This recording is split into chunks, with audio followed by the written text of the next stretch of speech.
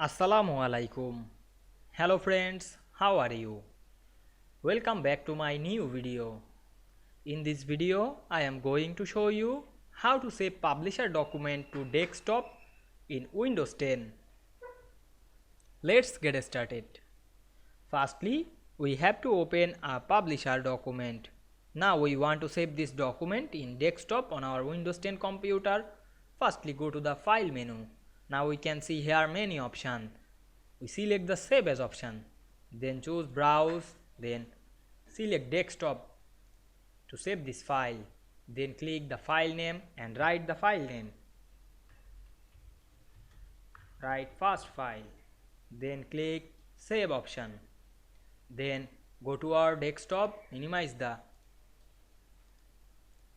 publisher, and we can see here the publisher document saved on our desktop very easily.